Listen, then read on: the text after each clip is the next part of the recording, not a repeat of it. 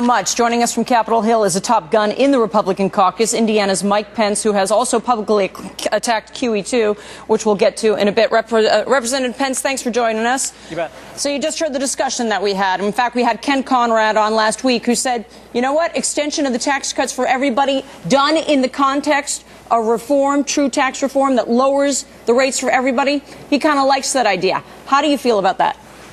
Well, look, I appreciate the sincerity of a lot of the members of the deficit panel, but whether it's the debate over extending the current tax rates temporarily or permanently, or whether it's the $1 trillion tax increase over 10 years the deficit commission's recommending, I think it's a terrible idea to suggest in the worst economy in 25 years that we ought to be raising taxes on anybody. I mean, what about the flattening? The whole idea is to flatten it and clean it up. You don't like that idea, or you do like that idea? Well, look, I'm going to go up to Detroit and lay out some ideas about tax reform and tax relief before the Economic Club in a couple of weeks. And I do think that tax simplification, I do think that tax reform ought to be on the table, but that's not what they're talking about in Washington today. I mean, we're now in this push me, pull you over whether or not we're going to raise taxes in January on job creators or whether we're going to raise it in 2 or 3 Januaries from now. Look, uncertainty is the enemy of prosperity.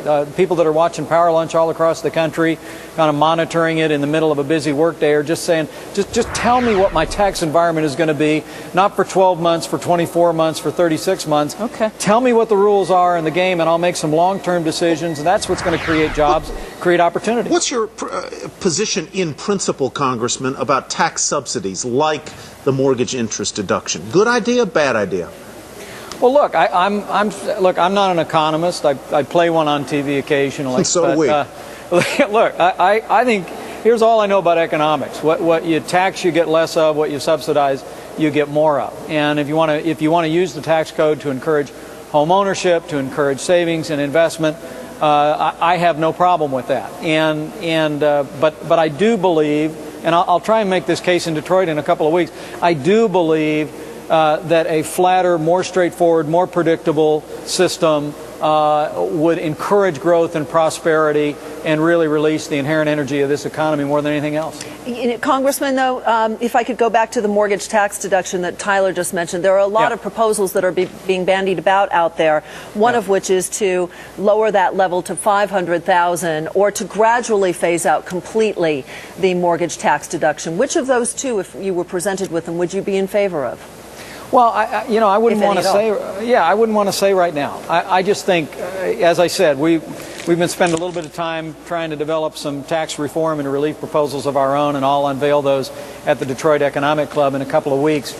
But look, at the end of the day, what we ought to be focused on right now is what is the action we can do right now that will take this economy in a different direction, that'll end this era of runaway spending, bailouts, takeovers, higher taxes, and I think right now in this lame duck session, we ought to make sure that no American sees a tax increase, that all current tax rates are preserved and preserved permanently. Sir, if we get a lot of inflation, some folks are going to feel like they've gotten a tax increase regardless. Front page of the Wall Street Journal, fresh attack on Fed move. You are on record being critical of the decision by the Federal Reserve to do what it's doing with QE2. What do you say to folks who say that's a violation of the whole idea that the central bank should be independent?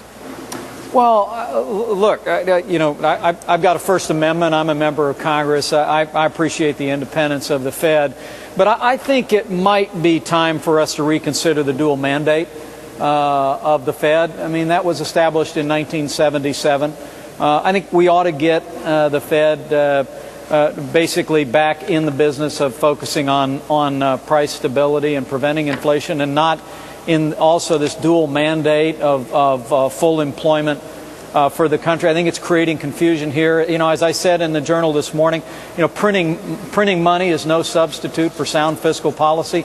That's all we're really doing here, and I think the reason why you're seeing leaders across the country speaking out, frankly, leaders across the world denouncing this action by the Fed is because they know it's going to be inflationary, and it seems to be, for all the talk around it being reasonable and the rest, it looks like an effort to monetize our debt. Would you? I don't disagree with that, but would you say that over the past 30 years the Fed has done a better or a worse job of managing inflation than you would have hoped? Well, gosh.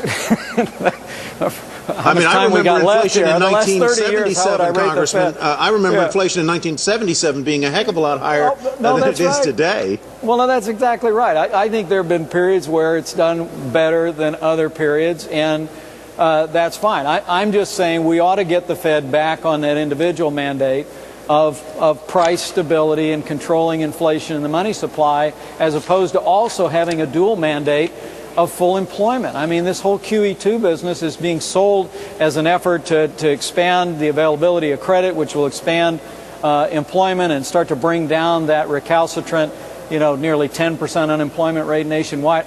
Look, I think the Fed ought to be about the mission of focusing on protecting the fundamental strength and integrity of the dollar and protecting the fundamental assets of the American people.